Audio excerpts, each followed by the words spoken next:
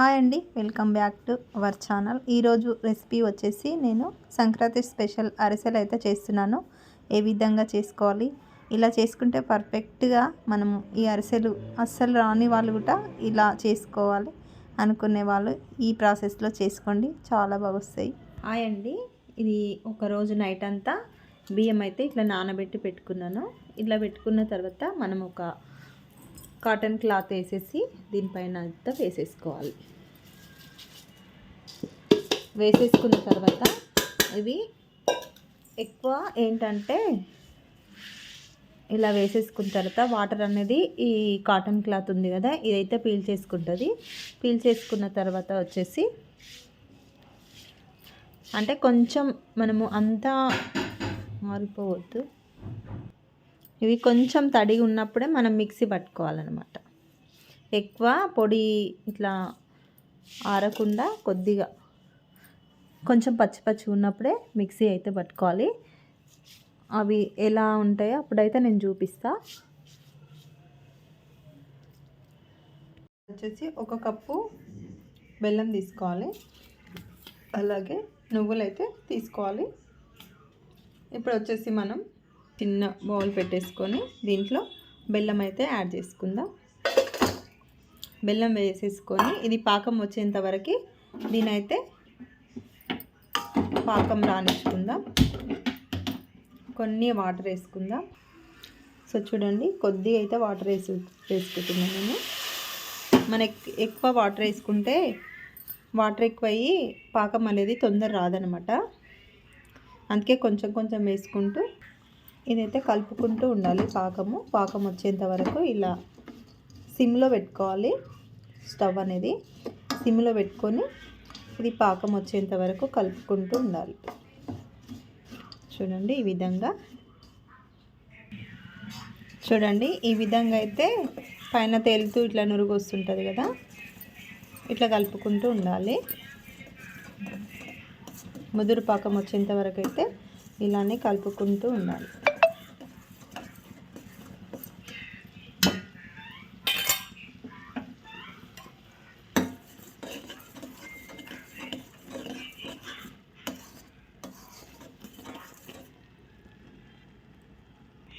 So చూడండి, ఇలా పాకం అయితే వచ్చింది కదా.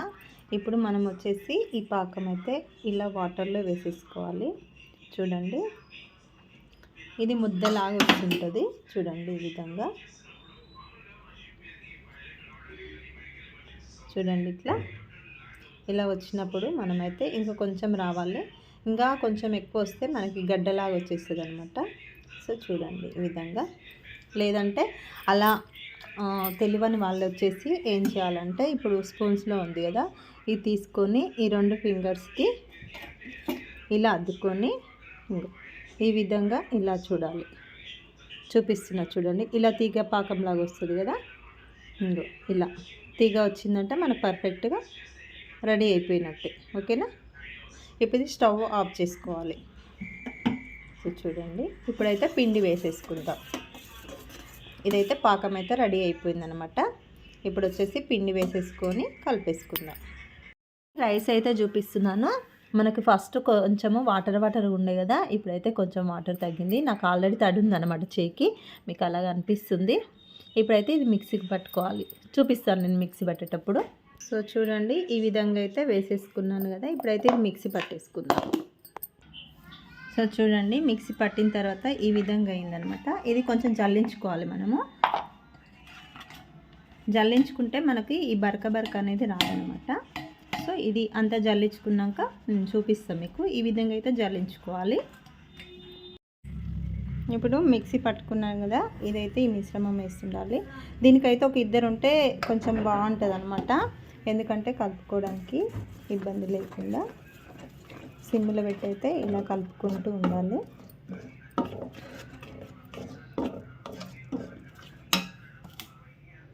ఉండలు పడుతూ ఉంటుంది అనమాట.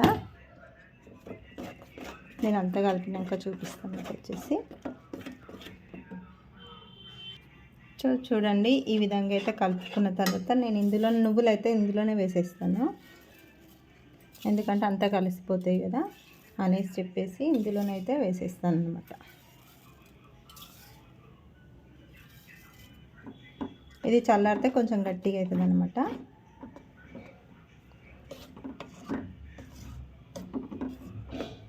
ఇది మనము పిండి వేసేటప్పుడే చూసుకుంటూ వేసుకోవాలన్నమాట. చూడండి ఇదైతే గట్టి పడిపోతుంది, ఇలా గట్టి పడిపోతుంది అనమాట. గట్టి అయితే మనం ఉండల్లాగా చేసేసుకొని నూనెలో ఫ్రై చేసుకోవడం. ఈజీ ప్రాసెస్ అనమాట ఇది. ఈ విధంగా చేసుకుంటే అస్సలు చేయరాని వాళ్ళు కూడా ఈజీగా చేసుకోవచ్చు అనమాట. ఈ అరిసెలు వచ్చేసి ఇది ఈ విధంగా అయితే కలుపుతూనే ఉండాలి. ఎందుకంటే ఉండలు కట్టిందనుకో మనకి చేయడానికి అంత పిండిలాగా అనిపిస్తుంది అనమాట. ఆల్రెడీ నేను ఇక్కడ ఒకదాన్ని వేసుకున్నా కదా, కొంచెం అయితే ఉండల్లాగా వచ్చేసినాయి. అందుకే చాలాసేపు అయితే ఇలా కలుపుకుంటున్నాను. సో చూడండి, చల్లారిన తర్వాత అయితే మీకు చూపిస్తున్నాను. సో ఈ విధంగా అయితే అవుతుంది అనమాట ఉండల్లాగా. ఇదంతా మంచిగా నీట్గా తీసుకొని ఈ విధంగా అయితే వేసుకేసుకోవాలి. సో ఇలా తీసుకొని మనం చేతితోటైనా సరే ఈ విధంగా ఇలా వేసేసుకొని, ఎక్కువ శాతం అయితే చేతితోట ఏం చేసుకోవచ్చు మనం. ఈ విధంగా వేసేసుకొని ఈ విధంగా అయితే వేసేసుకోవాలి. చూడండి చూపిస్తాను. ఇలా పెట్టుకుంటే మనకైతే పర్ఫెక్ట్గా వస్తుంది. చూడండి అప్పుడే ఎంత రెడ్డిష్గా అయిపోయింది. చూడండి ఇది తొందరగా మాడిపోతాయి అన్నమాట. మనం తొందరగా తీసేసుకుంటూ ఉండాలి. చూడండి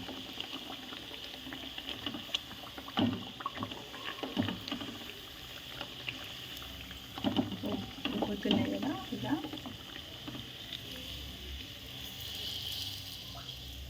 ఇలా అయితే ఫ్రెషింగ్ చేసుకుంటే మనకి పర్ఫెక్ట్గా వస్తాయి అన్నమాట. ఇక్కడ చూపి. సో చూడండి అరిసెలు ఎలా వచ్చినాయో. ఇక్కడ మంచిగా అట్లా వస్తాయి. ఓకే అజ్జి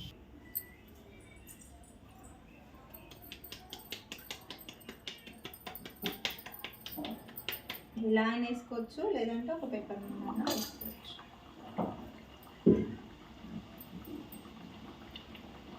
ఇలా లడ్డు బాగా ఇలా వేసేసుకోవాలి.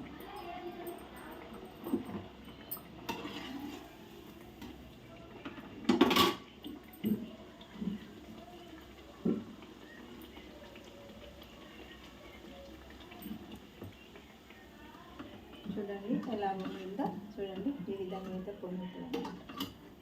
ఇదే విధంగా ఇలా పొంగినప్పుడు ఇది తీసుకొని ప్రెషర్ లేదు, అది ఉంటుంది కదా, దీంతో అయితే ప్రెస్ చేస్తాను. నా దగ్గర ప్రెస్ చేసేది లేదన్నమాట.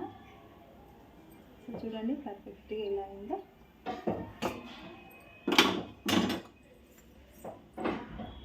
ఫైనల్గా చూడండి ఏ విధంగా అయిపోయినాయో చూపిస్తా. చూడండి ఎంత మెత్తగా ఉన్నాయో, ఎలా చినుగుతున్నాయో. ఇలా అనగానే చాలా బాగా అనిపిస్తాయి. సో నేను అయితే కొన్ని చేసిన అనమాట, ఇంకా కొంచెం పిండి ఉంది, తర్వాత అయితే చేద్దామనేసి. చూడండి ఎంత బాగా మెత్తగా అయిపోయినాయో. ఇలా మనం పర్ఫెక్ట్ కొలతలతో పర్ఫెక్ట్గా చేసుకుంటే ఈ విధంగా అయితే అవుతుంది అనమాట. చూడండి ఇలా చుంచితే ఇలా చునుగుతుంది అనమాట. సో చూడండి ఈ విధంగా చాలా బాగుంటాయి టేస్ట్. నచ్చితే లైక్ చేయండి, షేర్ చేయండి, కామెంట్ చేయండి.